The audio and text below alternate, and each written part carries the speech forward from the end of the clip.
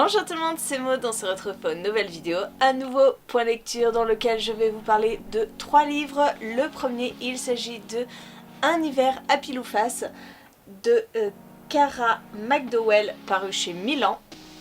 Le second, il s'agit du Péril bleu de Maurice Renard, paru chez l'Archipoche. Et le dernier, il s'agit de D'or et d'oreiller de Flore Vesco, paru chez l'École des loisirs.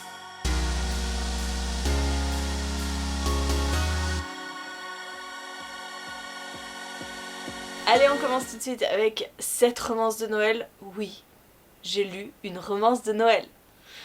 C'était marqué sur le calendrier parce que franchement, c'est quelque chose qui ne m'attire absolument pas d'habitude. À la période de Noël, voilà, je vois tout le monde se ruer sur les romances de Noël, les téléfilms de Noël. Je déteste ça, clairement. Quand j'ai vu ce livre dans le catalogue de Page Turner, eh ben, il m'a fait envie. Et je suis très contente de l'avoir lu parce que j'ai passé un très bon moment avec. Alors c'est frais, c'est léger, et du coup, bah, ça passe très très bien. C'est pas pour ça que je vais en lire d'autres, hein, je vous rassure, non. Un, ça suffit. En fait, ce qui m'a attiré chez cette parution, c'est parce que il y a un petit côté fantastique. C'est pas une romance de Noël classique puisque on va suivre Paige qui depuis toujours a beaucoup de mal à se décider, à choisir. Elle passe son temps à imaginer et si elle avait fait ça plutôt que ça, et si.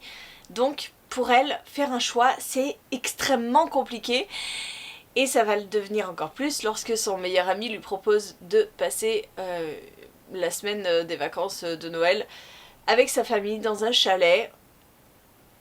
Bon, en soi, elle est contente parce qu'elle est secrètement amoureuse de son meilleur ami. Mais sa mère va lui proposer pour la même semaine de partir à New York et de découvrir cette ville qui la fait rêver. Et pas que, parce qu'elle aimerait voyager, elle aimerait être écrivaine de voyage. Et faire un premier voyage, pour elle, c'est son rêve. Donc, un choix s'impose. Juste avant de faire ce choix, elle va avoir un accident, elle va glisser, elle va tomber et son avenir va se partager en deux. Et donc, dans ce roman, on va suivre les deux possibilités. Ce qui se serait passé si elle était partie à New York, ce qui se serait passé si elle était partie avec son meilleur ami. Et voilà, c'est le petit côté fantastique qui m'a attirée et ça m'a beaucoup plu. Même si, voilà, hein, on est dans une romance de Noël, donc on sait que potentiellement il va y avoir des choses très prévisible. Et c'est le cas, oui, la romance est assez classique, on s'attend à ce qui va se passer, mais c'était mignon, c'était frais, c'était pas prise de tête, et je pense que c'est parfait pour passer un bon moment.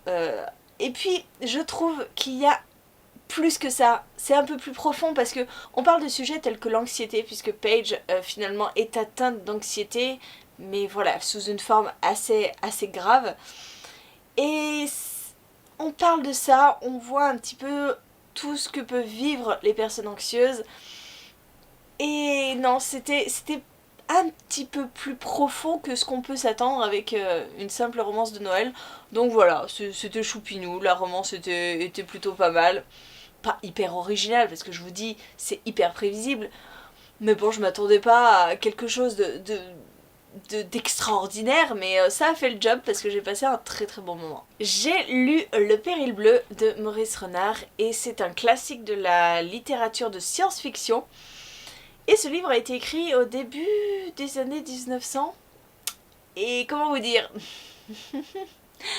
j'ai pas passé un mauvais moment avec ce roman, mais il n'est pas ce que je lis d'habitude. Voilà, ce n'est pas une lecture contemporaine, c'est vraiment un phrasé de l'ancien temps, c'est vraiment des théories de l'ancien temps aussi, puisque maintenant on est en 2021, on a exploré l'espace, on sait ce qui s'y passe, et du coup, eh ben, toutes les interrogations qui se posent dans ce roman, sur l'espace et sur une vie extraterrestre et tout ce qui nous entoure. Alors, je dis pas que c'est complètement résolu, hein, puisqu'on n'a pas les réponses à la vie extraterrestre ou quoi que ce soit, mais on sait déjà ce qui se passe un petit peu plus haut, au-dessus de notre planète et au-delà. Et du coup, bah, c'est un peu désuet, finalement. Voilà, je vous avoue que j'ai commencé ce roman, j'ai lu le premier chapitre et je me suis dit ça va pas le faire, ça va pas le faire. Et puis après réflexion, je me suis dit bon, c'est un classique, on va quand même tenter. Et finalement il y a un mystère derrière ce roman, donc c'était pas désagréable, mais c'était pas transcendant. Et ça a pris un bon coup de vieux hein, quand même. Dans cette histoire, on va suivre pas mal de personnes, mais au cœur de cette histoire, il y a un petit village qui va voir disparaître ses habitants. Alors, ils disparaissent, plusieurs disparitions sont remarquées alors dans ce village, mais pas que, aux alentours. Et à chaque fois, il y a quelque chose de très mystérieux, puisque les gens sont là, on voit leurs empreintes de pas, et puis les empreintes disparaissent d'un seul coup, comme si ils avaient été kidnappés par le haut. Alors au départ, on parle d'objets volants, des zeppelins, etc. Et puis, le côté science-fiction apparaît quand on commence à découvrir ce qui se passe. Et en effet, ce sont les Sarvans, on va les appeler les Sarvans, qui kidnappent des personnes, des animaux, pour faire des sortes d'expériences. Voilà, vous aurez toutes les réponses dans ce roman. Et ma foi, je pense que pour l'époque, ce roman devait être révolutionnaire, puisque, voilà, parler de kidnapping extraterrestre, voir ce qui se passe, les expériences que font justement ces non-humains sur les humains.